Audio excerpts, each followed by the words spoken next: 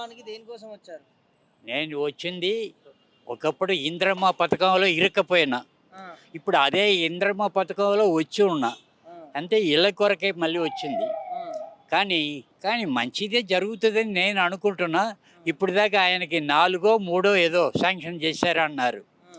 అది ఎప్పుడు డిస్పోజ్ అవుతుందని తెలియదు. ఆ! అంటే పోయిన జనవరికి బుక్ చేసుకున్న ప్రొసీడ్ అయింది. ఆ!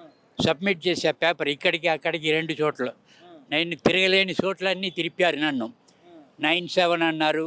ఆ! మళ్ళా 99 అన్నారు. హ్మ్. ఇన్ని చోట్ల చెప్పారు కానీ ఎక్కడ తిరిగినా నాకు పని కాల. ఎప్పుడు దరఖాస్తు చేసుకున్నావు? దరఖాస్తు చేసింది పంజాగుట్ట. అవునే ఇప్పుడు జనవరిలోనా? జనవరి. ఆ!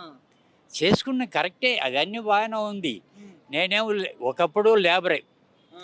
ఇప్పుడు కూడా లేబరే. కాకపోతే ఏందంటే అప్పుడు వయస్సులో ఉన్నప్పుడు ఏదో పని చేసుకొని బ్రతికాం. అవును. ఇప్పుడు కూడా అలాగనే ఉంది. ఆ! కాకపోతే ఏందంటే అప్పుడప్పుడు ఇల్లు మారుతుంటాం.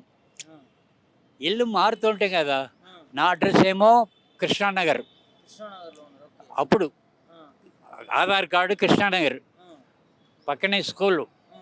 ఆ స్కూల్ పక్కన ఉండేవాడిని. ఆ! అలాంటిది ఇప్పుడు ఈ ఆధార్ కార్డు మూలాన్ని వాళ్ళేమో సబ్మిట్ చేస్తా ఉన్నారు. చెకప్ వచ్చారు. మనిషి మిస్ అయ్యాడని చెప్పారు. అయ్యో! ఆ!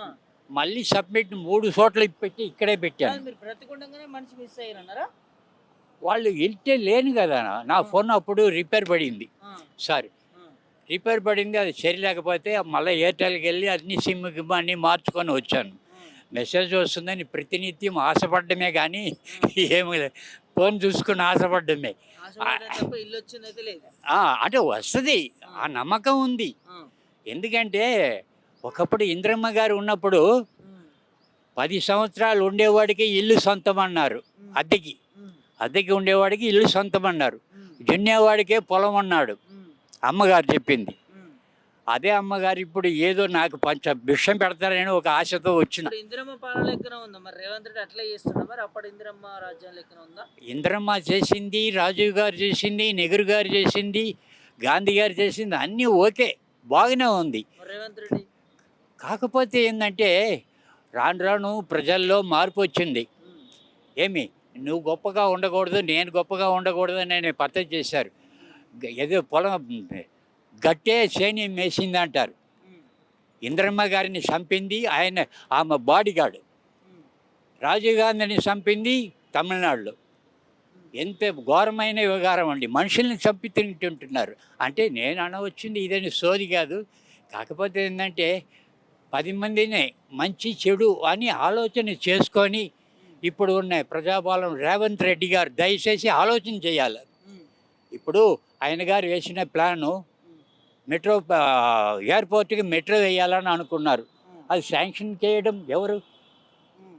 మనం నోటితో చెప్పడం కాదు స్వామి. హ్మ్. చెప్పింది మనం చేయగలిగే కెపాసిటీ ఉంటే మనకి భగవంతుడు అన్నీ చేసి పెడతాడు. హ్మ్.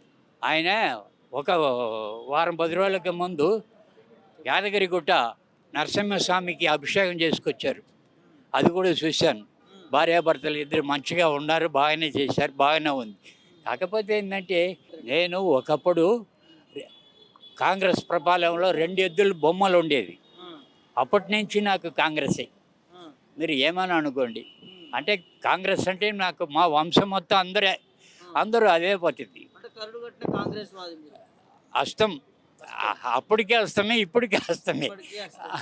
ఎంద్రేనో మరి నిజంగా చెప్పే ఎందుకు రేవంత్ రెడ్డిని తిడతా ఉన్నారు? ఆ! ఎందుకు రేవంత్ రెడ్డిని తిడతా ఉన్నారు ప్రజలు అక్కడక్కడ? వ్యతిరేకత వస్తా ఉంది. వ్యతిరేకత అంటే పెడతానంటే దగ్గరికి వస్తారు. ఆ! కొడతానంటే దూరం పోతారు. హ్మ్. ఇది కూడా అంతే కదండీ. హ్మ్. నేను కూడా ఇప్పుడు ఆశపడింది దేనికి? హ్మ్. నేను ప్రతి సోమవారం, మంగళవారం, శుక్రవారం ఇక్కడికి వచ్చి వెళ్తా. హ్మ్. ఎందుకు వెళ్తా? వీళ్ళు ఎప్పుడు డిస్పాచ్ చేస్తారో తెలియదు. హ్మ్. అసలు వాతావరణం ఏంది అని చెప్పి కనుక్కోవడానికి నేను పంజాగుట్ట నుంచి వస్తున్నా. హ్మ్. నడిచే వస్తా, నడిచే పోతా. హ్మ్. అంటే బస్సు గీసు ఎక్కను, ఆటో ఎక్కను. హ్మ్. కాకపోతే ఏంటంటే అదో ఒక హ్యాపీ. హ్మ్. కాకపోతే ఇప్పుడు భగవంతుడి దయ వల్ల, ఆ యాదగిరిగుట్ట నరసింహస్వామి దయ వల్ల ఈ రేవంత్ రెడ్డి గారు ఇలాగనే కంటిన్యూగా ఉండాలని నా మనసు కోరుకుంటుంది. అంటే ఆయన ఇల్లు పెడతారని ఈయన కాదుగా పెట్టేది. హ్మ్. చెప్పిందని వాగ్దానంలో కాంగ్రెస్ చేసుకుంటున్నారు. అభిమానిగా రేవంత్ రెడ్డి ముఖ్యమంత్రిగా ఉండాలనుకుంటున్నారు. అవును. అయితే మరి ఇక్కడ ముఖ్యమంత్రికి నెగెటివ్ వస్తా ఉంది. కొంతమంది పేర్లు మర్చిపోతా ఉన్నారు. ఇప్పుడు 6, 7 ఆయన వేసిన ప్లాన్ గ్యారంటీలు. గ్యారెంటీలు దాంట్లో 3, 4 శాంక్షన్ అయ్యింది. ఈ 3, 4 శాంక్షన్ చేయాలంటే మళ్ళీ మోతీ గారు పర్మిషన్ ఇవ్వాలి కదా. ఒకప్పుడు మోతీ గారు అంటే భయపడ్డారు. ఈ పాత నోట్లన్నీ తీసేయండి అని అన్నారు. అందరు పెద్దవాడు అందరూ సచ్చారు. తర్వాత ఇప్పుడు మళ్ళీ మోతీ గారు అంటే దండం పెడతారు. ప్రతి ఒక్క మోతీ గారు లేనిది పనే లేదు. అలాగే దేవుడి దయ వల్ల ఆ మోతీ గారు ఎప్పుడూ ఇలాగనే ఆయన చేసింది ఒక పని. పేదలకి బియ్యం ఫ్రీ అన్నాడు.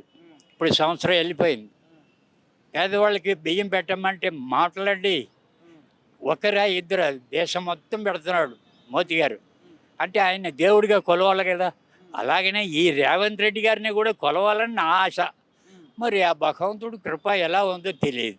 కాకపోతే ఏంటంటే నాకు తెలిసిన మాట ఏంటంటే రేవంత్ రెడ్డి గారు రేపు ఏమేమి చేయాలని కోరుకుంటున్నారో అది మనం చేయగలుగుతామా చేయలేమా అని ఆలోచన చేసుకుంటూ వారు చేస్తే ఫుల్ సక్సెస్. అంత యాదగిరిగుట్ట నరసింహస్వామి గారు ఆశీర్వాదం ఎప్పుడు ఆయనకు అనుగ్రహంగా ఉంటుంది. ఒకప్పుడు తెలంగాణలో మనకి చంద్రశేఖరరావు గారు వచ్చారు. అంతకుముందు చంద్రబాబు గారు ఉన్నప్పుడు ఎక్కడ చూసినా కరెంటు పోతూ ఉంటుంది 24 గంటలు. ఈయన చంద్రశేఖరరావు గారు వచ్చిన తర్వాత తెలంగాణలో కరెంటు పోవడం అనేది లేదు నాకు తెలిసిన వరకు.